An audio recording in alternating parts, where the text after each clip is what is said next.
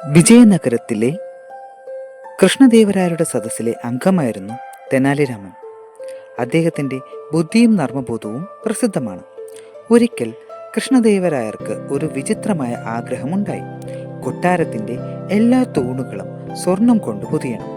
അങ്ങനെ ചെയ്താൽ കൊട്ടാരം കൂടുതൽ മനോഹരമാകുമെന്ന് അദ്ദേഹം കരുതി. എന്നാൽ സ്വർണം പൂശാനുള്ള പണം എവിടെ നിന്ന് കിട്ടുമെന്ന് രാജാവിന് അറിയില്ലായിരുന്നു. രാജാവിൻ്റെ വിഷമം മനസ്സിലാക്കിയ തെനാലിരാമൻ ഒരു പരിഹാരം നിർദ്ദേശിച്ചു. രാജാവെ, വിഷമിക്കേണ്ട. കൊട്ടാരത്തിലെ ഓരോ പൗരന്റെ കയ്യിൽ നിന്നും ഒരു തരി സ്വർണം ശേഖരിച്ചാൽ തൂണുകളിൽ സ്വർണം പൂശാൻ അത് മതിയാകും, തെനാലിരാമൻ പറഞ്ഞു. തെനാലിരാമന്റെ ജ്ഞാനോപദേശം രാജാവ് നന്നായി സ്വീകരിച്ചു.